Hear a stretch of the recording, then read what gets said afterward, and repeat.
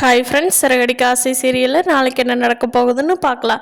வாங்க வீடியோக்குள்ளே போகலாம். நம்ம சேனல் இன்னும் சப்ஸ்கிரைப் பண்ணாதவங்க சப்ஸ்கிரைப் பண்ணிக்கோங்க. மீனா போய் அந்த கான்ஸ்டபிள் கிட்ட, சார் உங்கள் பொண்ணு இருந்தால் என் வயசு தானேங்க சார் இருக்கும், அந்த பொண்ணுக்கு ஒரு கஷ்டம்னா பார்த்துட்டு சும்மா இருப்பீங்களா? நான் ஏதாவது பொய்யா சொல்கிறேன், உங்களை உண்மையை தானே சார் சொல்கிறேன். உங்களுக்கே நடந்தது என்னன்னு தெரியும், உங்கள் மனசாட்சி தொட்டு சொல்லுங்க சார், நீங்கள் நடந்ததை மட்டும் சொல்லுங்கள், வேறு எதுவும் சொல்ல வேண்டாம் அப்படின்னு ரொம்ப கெஞ்சுறாங்க. அதை பார்த்த கான்ஸ்டபிளுக்கு மனசு இறங்கி சரி நம்ம இன்ஸ்பெக்டர் கிட்ட உண்மையே சொல்லிடலாம், அருண் சார் சொன்னார்னா சொல்லிட்டு போறாரு, நம்ம இன்ஸ்பெக்டர்கிட்ட உண்மையை சொல்லிடலான்னு சொல்லி நடந்த உண்மையெல்லாம் சொல்றாங்க. ஓ, இதுதான் நடந்துச்சா? அப்போ முத்து மேலே தப்பு இல்லையா? அருண், என்ன பழைய பகை மனசில் வச்சுக்கிட்டு இப்படிலாம் பண்ணுறீங்களா? நீங்கள் ஒரு நேர்மையான போலீஸ் அதிகாரின்னு சொல்லித்தானே உங்களை நம்பி நீங்கள் சொன்னதுக்கெல்லாம் தலையாட்டி முத்து மேலே கேஸ் ஃபைல் பண்ண இல்லையா? நான் விசாரிக்க கூட இல்லை அருண், நீங்கள் சொன்ன ஒரே காரணத்துக்காக. ஆனால் இப்படி போய் சொல்லியிருப்பீங்கன்னு நான் நினச்சி கூட பார்க்கல அருண் அப்படின்னு சொல்லி இன்ஸ்பெக்டர் அருண் மேலே கோவப்படுறாங்க. முத்து சொல்கிறாங்க, சார் எனக்கு இவருக்கு ஆரம்பத்திலிருந்தே இடிச்சுக்குதுங்க சார். நீங்கள் இவர் நல்லவர்னு சொன்னீங்க, ஆனால் எப்போ பாரு என் மேலே ஏதாவது ஒரு பண்ணலான்னே வெயிட் பண்ணிட்டு இருக்காருங்க சார் இவர் அப்படின்னு சொல்லி முத்து சொல்லிட்டு இருக்காங்க. அருண் சொல்கிறாரு, ஓகே, அது நான் பண்ணினது பழைய பகையை மனசில் வச்சுக்கிட்டு பண்ணினதாகவே இருக்கட்டும்.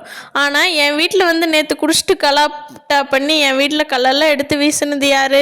அதுவும் பொய்யா முத்து சொல்லுங்க அப்படிங்கிறாங்க. முத்துனால பேச முடியல, ஏன்னா அவர் தான் அந்த சம்பவத்தை போய் பண்ணிட்டு வந்திருப்பாரு. இன்ஸ்பெக்டர் ரெண்டு பேர்த்தையும் வார்ன் பண்ணிட்டு, இனிமேல் உங்கள் ரெண்டு பேர்த்துக்கு எந்த இதுவும் இருக்கக்கூடாது. அருண், உங்கள் மேல் இருக்கிற நல்ல பேருனால தான் இந்த தடவை தப்பிச்சு விடுறவங்க, உங்களை எதுவும் நான் சஸ்பெண்டோ எதுவும் பண்ணலை. முத்து, இனிமேல் ஏதாவது என் காதுக்கு வந்துச்சு, அருண் சொல்கிறாங்க, மீனா சொல்கிறாங்க, கான்ஸ்டபிள் சொல்கிறாரு, யார் சொல்கிறான்னு பார்க்க மாட்டேன், கண்டிப்பாக கடினமான ஆக்ஷன் எடுத்துருவேன் அப்படின்னு சொல்லி இன்ஸ்பெக்டர் வார்ன் பண்ணி முத்துவுக்கு லைசன்ஸு கொடுத்து இந்த கேஸ்லேருந்து ரிலீஃப் பண்ணிடுறாரு. இங்கே பார்த்தீங்கன்னா ரோஹிணி அந்த செயினை வாங்கிட்டு வந்து வித்யா கிட்ட கொடுத்து, வித்யா இந்த செயினை வச்சுக்கோ, இது எப்படியும் 4-5 lakhs வரும் வித்யா, எனக்கு ஒரு 2 lakhs மட்டும் தேவைப்படுது, என்னோட ஃப்ரெண்டு ஒருத்தி கொடுத்தா, இந்த செயின் வந்து விற்கத்தான் போகிறாளாமா, அதனால நீ வச்சுட்டு எனக்கு 2 lakhs மட்டும்தான் இப்போ தேவைப்படுது, அதை மட்டும் கொடுன்னு சொல்லி என்கிட்ட கொடுத்தா வித்யா, நீ இதை வச்சுக்கிட்டு உன்னோட லவர்கிட்ட கேட்டு பார்க்குறிய வித்யா, எனக்கு ஒரு 2 lakh வேணும் அப்படிங்கிறாங்க.